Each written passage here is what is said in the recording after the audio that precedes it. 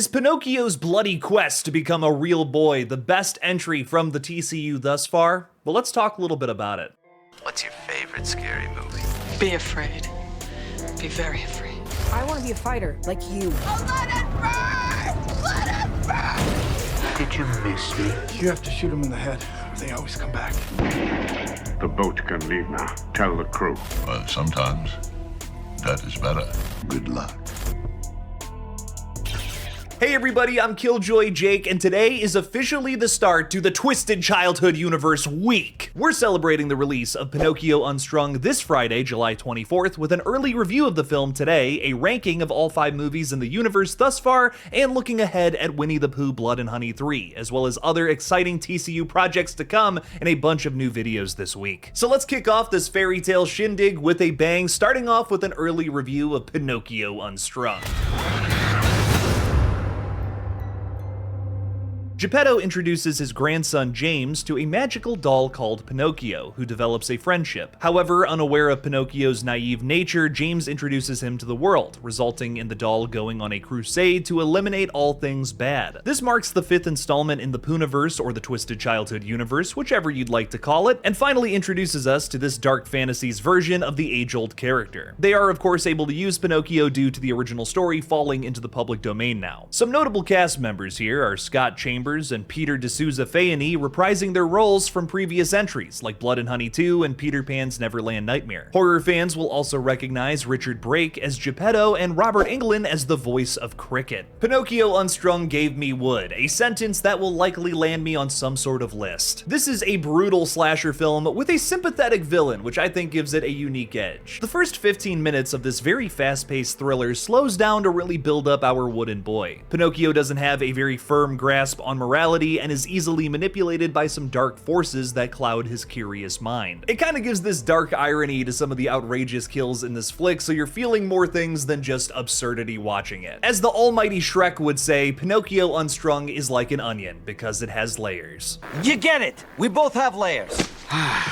Speaking of which, the practical effects here are spectacular across the board. The opening sequence featuring dynamic shadow puppets followed up by a strung-up title card made my 80s loving heart swoon. As someone who geeks out about how they practically did that title card in John Carpenter's The Thing, this movie kind of has some similar energy to that.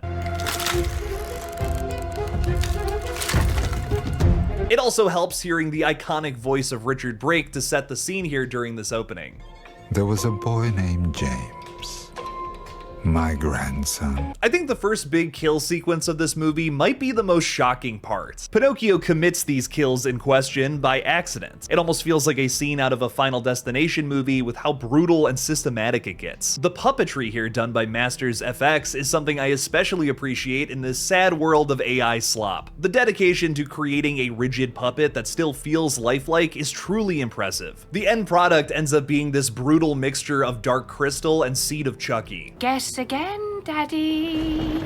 Another thing this movie has in common with Seed of Chucky is a gender-fluid killer doll. Although Pinocchio says he wants to be a real boy, he's clearly having a great time wearing the skin of a woman in this film, which again brings another layer to it. Shrek is just creaming his pants right now. There's also a very striking visual in this movie after a massacre ensues between multiple different people of various genders. Pinocchio specifically has a line after seeing a naked woman being confused why she cut her penis off. Let's just say that leads to a very sleepaway camp inspired visual later on in the film that highlights this confusion surrounding one's own gender. The social commentary is grotesque and maybe not everyone is going to love the way that it's handled, but I personally appreciate it. I really love that Jagged Edge strives to do something more than just a campy B-movie slasher here. This is something that's a little more cerebral. The flick of course delivers on the nasty body horror one would expect from a good slasher, but it also has a new twist on this character finding their identity. It's a fresh new perspective on the Pinocchio story, and it doesn't just whittle this character down to another killer doll. I will always praise this universe for somehow staying true to the original story it's based off of. In a world of public domain slashers that are very clearly just trying to cash in on the fact that a popular character is now in public domain, so let's just turn him into a big slasher villain, at least these movies put a little more thought into it to make themselves actual adaptations of the stories. These movies are staying somewhat faithful to them by putting a modern perspective on it. I love that. That's why the TCU continues to be the top dog dog, cream of the crop in this bizarre little subgenre. This movie also expands its cast with some legends of horror. Robert Englund voices Cricket in the film, an evil little CGI bug that resembles a certain finger-knived slasher, perhaps with a burnt face. The Freddy homages in this flick are a lot less subtle than the subtext here, as I'm pretty sure Cricket teaches the word bitch to Pinocchio. Piece by piece,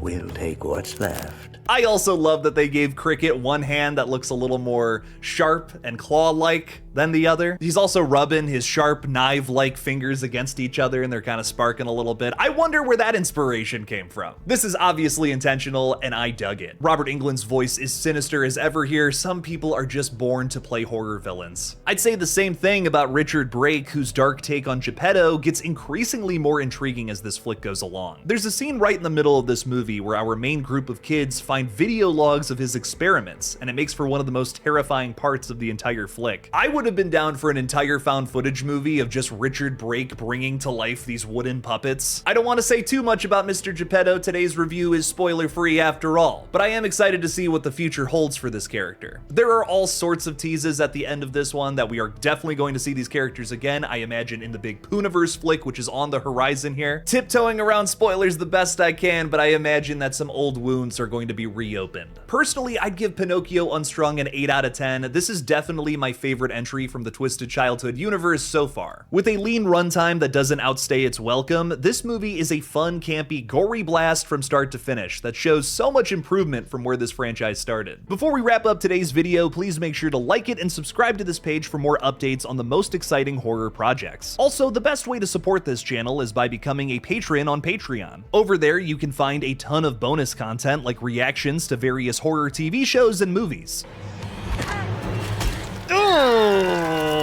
We're currently watching Dexter and Hannibal with multiple episodes going up there a week.